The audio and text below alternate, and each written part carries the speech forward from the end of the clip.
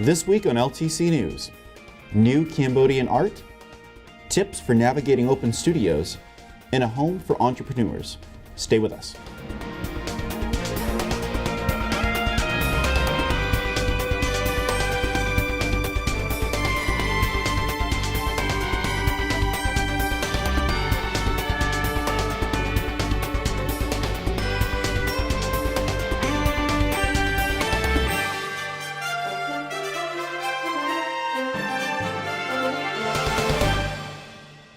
Welcome and happy Thanksgiving from LTC News. We hope it was a good one. I'm your news anchor, Al Gentili.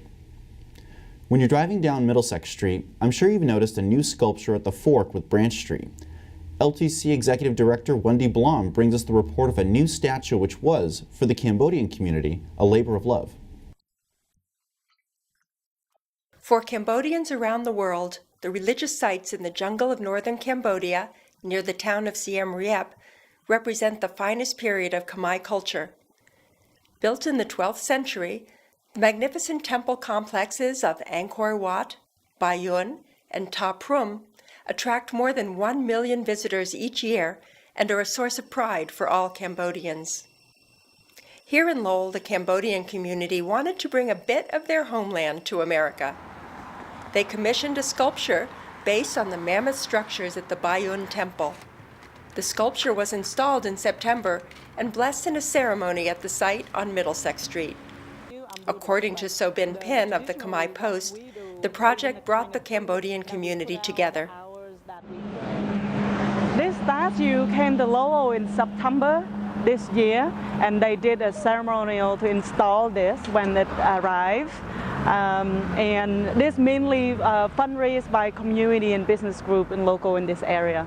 The Cambodian people who came to the ceremony that day, the way I saw it was people were simply felt, some of them were crying, some others were crying, because they felt really touched in their heart. This is where they can feel a sense of home and belonging.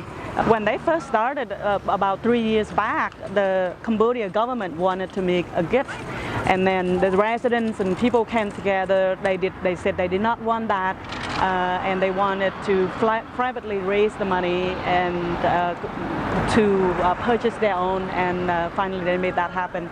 It was commissioned carved by artists in Cambodia, along with the Ministry of Culture. I know was carefully monitored, make sure this replica was aligned with the Bayan temple in Cambodia, Siem Reap. In Cambodia, and this is the same stone as was used to build Angkor Wat.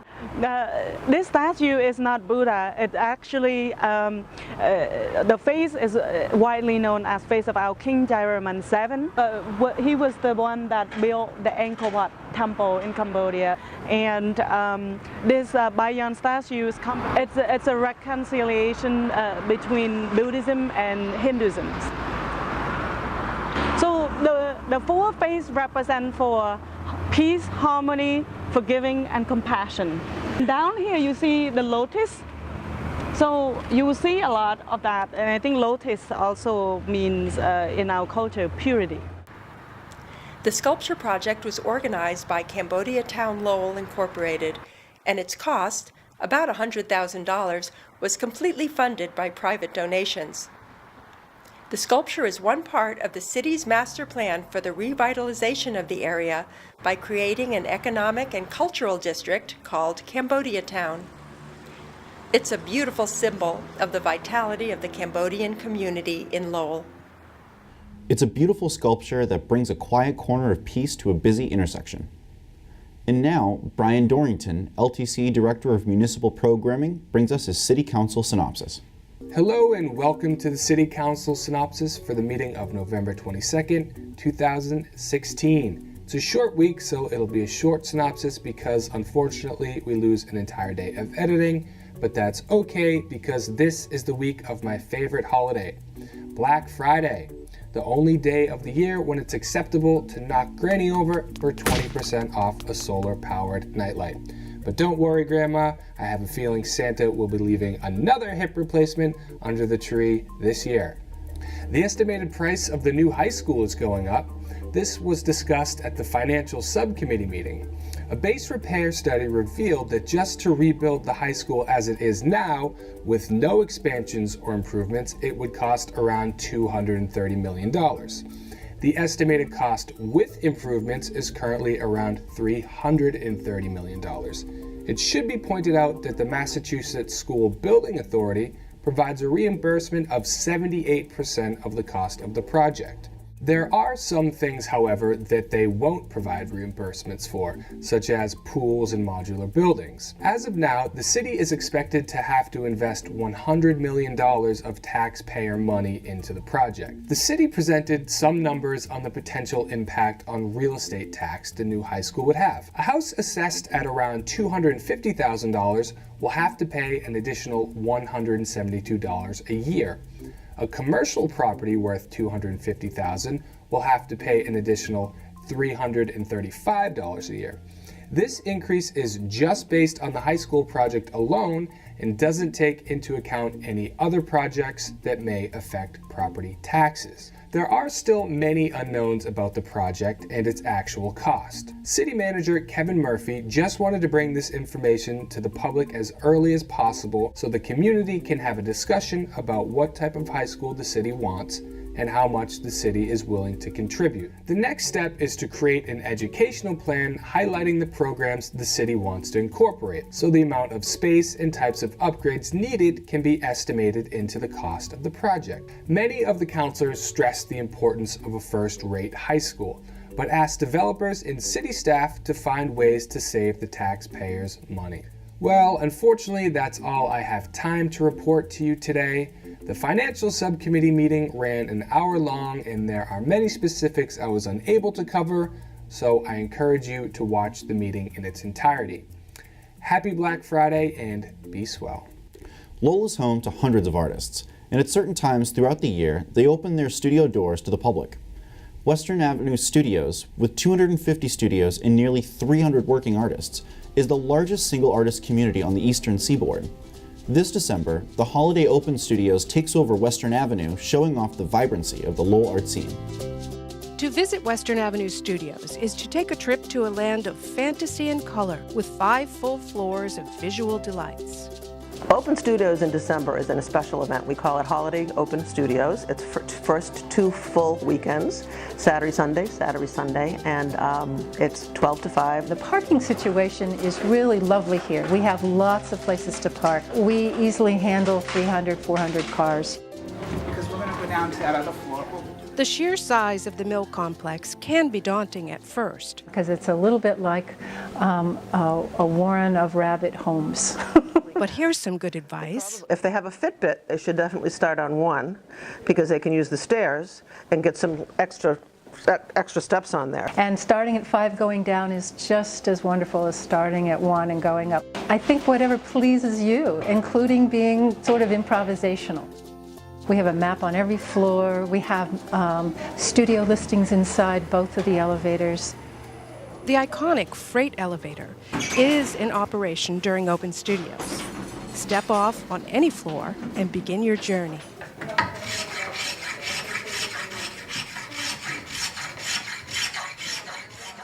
Here you can watch artists at work.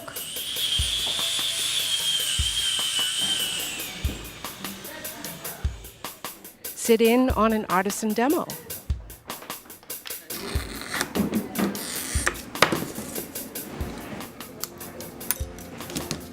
Or simply stroll and browse.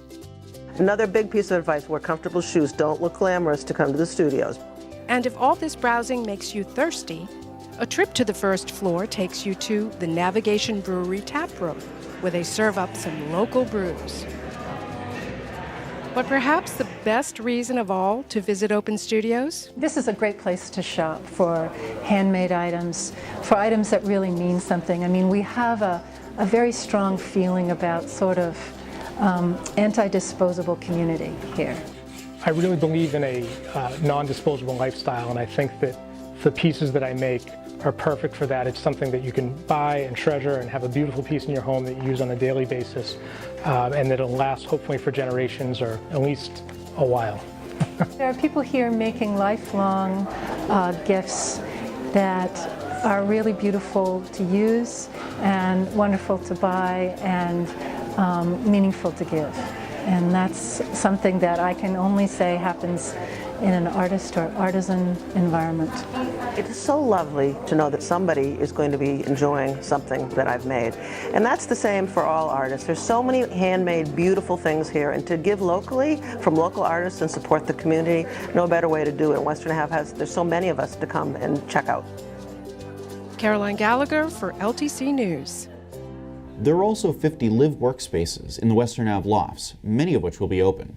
Check with the Western Ave Studios website for additional evening hours to visit during the holiday season.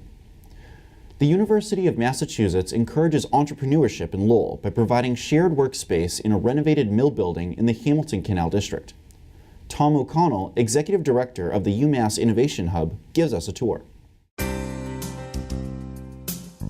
name is Tom O'Donnell. I'm the director here of the UMass Lowell Innovation Hub, a facility that's been open for a little over a year, an incubator co-working facility that targets the support and nurturing of early stage technology companies in a variety of industries. Those industries include areas such as robotics, sensors and controls, advanced materials and nanotech, clean tech, green tech, information technology, hardware and software, as well as advanced manufacturing companies. Companies that are looking for a space to launch and to grow and to site themselves here in Lowell itself. We have a variety of facilities and support. We have offices, shared co-working space, and dedicated desks, a variety of conferencing facilities for folks to hold meetings, as well as a fully functional prototyping makerspace where companies can create those early products, those prototypes that they can then use to go out into the market. We're developing technologies for performing a targeted prostate biopsy in an MRI.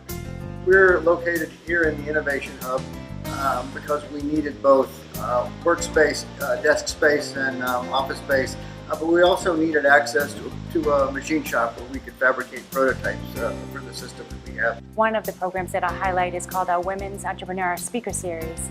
And in that series, it is dedicated to helping women realize the possibilities of starting their own businesses. A space like this really let us grow out and let us be more professional in both our appearance and our behavior. And more importantly, it really gave us a place that is work. I just come into work and it's just there for me. So I can start handing out business cards and it's just a lot of fun. We're a 5-minute walk to all the restaurants and cultural attractions here in Lowell. Because we are part of the University of Massachusetts Lowell, we have access to all the facilities, infrastructure, support, relationships with faculty, students, and staff, access to libraries, laboratories, and other resources that we leverage here and we make available to our partner companies.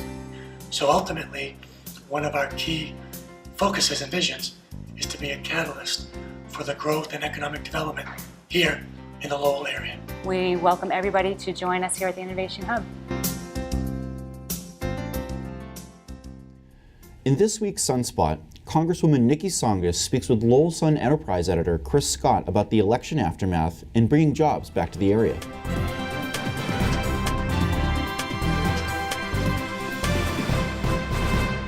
Good evening, everyone. I'm Chris Scott from The Sun. Thank you for tuning in to this evening's Thanksgiving edition of Sunspot. With me is 3rd District Representative Niki Tsongas. Niki, thanks for coming in Good to be here, today. Chris. We're going to talk to Niki about some national issues, of course, and then we'll try to wrap it up with some local issues. So, Niki, if you could tell us what the tenor has been like in Washington, D.C. since the election of Donald Trump. You know, all the polls and all the media were saying that Hillary had it wrapped up, but you know, if you were watching the election results that night, you saw a trend developing early. And he's now the president-elect. So what's it been like in Washington, D.C.? Well, I think first we Democrats, are still absorbing the fact that Secretary Clinton did not win, given how all the polls have suggested something quite different. But we're also realistic and looking ahead to how best to work with President-elect Trump, even as we have some concerns. So that's number one. So a lot of focus on just thinking that through. We have many new new members on the Democratic side. I don't know the total number, but how many are there? Oh, a good number. I'd say 20, 30, due to a number of mostly due to retirements, people deciding not to run again. Not incumbents being beat. Not incumbents being beat. There were several, but not many. So there's that excitement that the new class brings for them. This is all new, and they have a lot to learn, and we have to get to know them. So there's that as well, and a good number on the other side of the aisle as well. So you have that changeover. And then we in the Democratic caucus are looking ahead at who best should lead our party. I applaud and support Nancy Pelosi's decision to postpone elections. Initially, they were going to be this week, but I think people just wanted to have a chance to talk through the implications of the election and sort it out a little more. So we'll do that when we get back. Let's just stick to the election for a second. You know, we both mentioned the polls, and everyone was a good friend of mine, a pollster from Boston, said, "Oh, Hillary's got it. You know, don't worry about anything." But then we see what happened. What do you think about polls now and the prognosticators? Do you have less faith in them, or do you think they ought to be, reassessing how they do their work? Well, the Brexit vote, I think, should have, and I think did sort of, remind us that polls are not always as reliable as we'd like. And I have to say, I had that in the back of my head, but as every poll seemed to show more or less the same thing, that Secretary Clinton was the likely winner, and now we read even as they're putting together the transition effort, President-elect Trump is putting together the transition effort, they themselves didn't expect to win, which is why some of it has been as difficult as it has been. Although I think they're now moving ahead, but yes, it does draw into question polls. So, do you answer your phone? I mean, how often? Who has a home phone? Or if you do you ever answer it? Because you might have it for an emergency, but the reality, so I never pick it up unless I need to use it for some reason. And so, how you're reaching people. I know when I went up to New Hampshire to campaign, which I did several times for Secretary Clinton, and was sent to some households that had been identified as Democratic, you could see the hesitation in people. They weren't there yet. And while New Hampshire ended up aligning in the Democratic column, that didn't take place in states that have been traditionally Democratic. So it's something we have an obligation to think about. What is it we need to do to create an economy that works for every American? You touch on a good point there. Campaigning in New Hampshire, where you're at a home where you know it's occupied by Democrats, but you got the sense that they just weren't there yet. So if you had to pick one reason why you think Trump won and Hillary lost, was it the WikiLeaks? Was it the emails? What do you think it was? I think it was probably a perfect storm of things. And I think that's part of the discussion we're having in Washington. Just how did all those different elements kind of come together? So, for example, if it's very unusual for after 8 years of a president from one party, for the next president to come from that same party. So that there's that history we have and the change that we all sort of have built into the American psyche. Even though I think Secretary Clinton was a revolutionary figure, if you think that she was the first woman to ever be nominated by a major party and to seek the presidency of the United States. So you have that. You have the fact that there are parts of this country in which the economy has not recovered. I think President Obama did a remarkable job in stopping the free fall and building back. But there are parts of this country that haven't quite yet made it into the innovation age. So if you look at what we in Massachusetts do and do so well, we innovate over and over and over again. And even in our manufacturing sector, we know how important it is to really constantly rethink the processes we use. Then we also know we have to invest in educating the workforce because these are different kinds of jobs. So I think you're looking parts of the country that are, haven't quite gotten there. And if you think of the Merrimack Valley and the cities of this valley, as the Industrial Revolution, the jobs started to move south and then offshore, it took us a number of years to really come to grips with our way forward. But we happen to be resident in a state that has worked with us. We've had a federal government that's been a willing partner in helping us to rethink who we are and how we're going to support our people. And I think there are parts of this country in which have been neglected, and we need to think about that. If you looked at the election map on the country map on election night, there was some blue in the Northeast and there was some blue on the West Coast, but a huge swath of the country was red. So what I'm getting to is, what do the Democrats need to do to try to build back, its the party's not reputation, but its to get back to some significance, because the Democrats didn't take the Senate, they didn't take back the House, or they didn't make as many achievements in the House. We didn't as gain they as thought. many seats. Yeah. Yeah, and if you watching some talking heads on TV this week, there was a lot of talk about what the Democrats, as a party nationwide, need to do to try to get back into some prominence in D.C. What do you think the Democrats need to do? It's probably going to have to be bottom up. So if you look, and President Obama, actually, that is going to be his focus as he makes his way into being a private citizen, is just sort of thinking about how you elect people to the state legislature, how you develop a message that resonates at the local level, and then how you bring that to state government, and then how that makes, and then how you deal with redistricting. That has a very important issue, because when is the next redistricting? That would the be next 2020, census, right? Yeah, the next census is 2020, and but state legislatures control that process. Right. So if it's a Republican-controlled state legislature, you know how those districts are going to be drawn.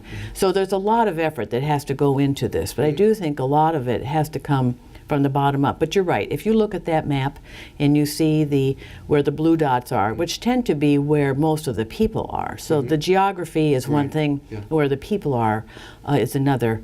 It's not sustainable. It's just simply not sustainable, and we as a party have to think about it. Speaking of the state of Massachusetts in 2020, yesterday or the day before, Maura Healey, the Attorney General, was very critical of Charlie Baker's how he handled the presidential election. She even said to him, she even was quoted saying he basically sat out the election. And she was criticizing him for not being more critical of Trump's appointment of Steve Bannon of Breitbart News. What's your reaction to his appointment so far? In some of those high-profile spots, the AG was announced today. Secretary of Defense was announced today. What do you think of those? Well, first of all, I think we all, and I have, as I've been in Washington, I've always sought to find ways to work across the aisle, because I think it's important, and especially in the minority, as I've been for most of my tenure, it's the way in which you get things done, and that you can highlight your accomplishments. So I think we all understand and want to try to find ways that we can work together with President Trump. And for example, an investment in infrastructure is one that we all keep coming back to. He very much wants to understands the challenge we have, and as Democrats, we all you can't live in any one of our states without seeing the need, whether it's our roads, our bridges, our railroads, tracks, whatever it may be. And I think that's someplace we could really go, especially if we do it big and really set the stage for this century. So we'll look for ways. But there's that. We're looking for ways to work with him. But at the same time, where what he proposes defies our values. For example, there's now a lot of discussion around what will happen with Medicare and Social Security. These are the fundamental safety nets of our country, and we have to do everything we can to keep them in place. So some of the appointees, so they have to be very carefully vetted. So with Mr. Bannon, I was one of 167 members, I think, who sent a letter to President-elect Trump asking that he withdraw that appointment. Do you think he will? No, I don't. No, I don't. But I think, again, that's where we have to be very vigilant and express our deep disagreements around these appointments. And I expect the Senate, as those that come forward that have to go through the Senate process, the confirmation process, our Democratic senators will do the same, as will some Republican members who are deeply concerned about what potential appointees, who they may be. We have about a minute and 20 seconds left, so I'd like you to address New Balance, a local company that you've been very vocal for, trying to get the government, the Army and Armed Services to use their athletic shoes. They ran into some trouble this week with a comment that one of its executives made about, thank goodness Trump was elected, something like that, and that's been embraced by the alt-right. Tell us what you think happened there and what New Balance needs to do to right that ship. Well, as you say, I've worked with New Balance as I've been in Congress, and we're trying to hold the DoD's feet to the fire around something called the Berry Amendment, American May Choose, that New Balance is committed to. They have a tremendous workforce, and I appreciate their commitment to producing and manufacturing here and producing, and that they're here in this district. But those comments were probably ill-advised and ill-timed, and the bigger issue is that they've been taken out of context in a way that I think that New Balance needs to work to address. By the alt-right, by a white supremacist organization. And I think they've got to really come to grips with that and find a way forward. But again, it's a great company, and I appreciate very much what they do, but we're living in times in which what we say is very important, and how we say it, and people watch everything all of us do, and I think this is an example of that. And the way new media can just take it, and it flies across this country before But not the you know old it. media. The new media does that. Yeah. Well, we've got to wrap it up. Nikki, thanks for coming in. Thank you, and good and luck happy in Washington, Thanksgiving. DC. In your next term, happy Thanksgiving to all, and thanks for tuning in this evening. And now, let's let LTC shine a bit. On November 17th, LTC held its annual meeting and awards ceremony. Let's take a look at the award winners.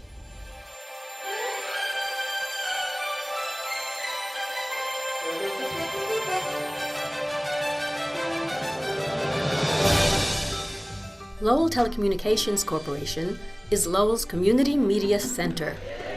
Its mission is to foster open access to information and communication technologies for the distribution of free ideas, community development, and personal empowerment. LTC offers Lowell residents equipment, facilities, and training to produce programs for their neighbors. LTC keeps Lowell informed about the city government with coverage of City Hall meetings and events. LTC's members are dedicated community media producers. Their outstanding work benefits the entire city. The 2016 LTC Award winners represent the very best of member involvement at LTC. The winners are Lifetime Achievement, Jim Peters. Intern of the Year, Sean O'Donnell. Volunteer of the Year, Derek Johnson. LTC Spirit, Steve Bickford. Producer of the Year, Jenda Sauce for Temple News. New Show of the Year, Recovery Matters, Bill Garr. Organizational Partner of the Year, Enterprise Bank, Ken LaValle and Prima Nagathan. Channel 8 Show of the Year, City Life, John McDonough. Channel 95 Show of the Year, Kamai Sentimental, Bunrith Sath. Channel 99 Show of the Year, Our Neighborhood, Anne-Marie Page. Congratulations and thank you.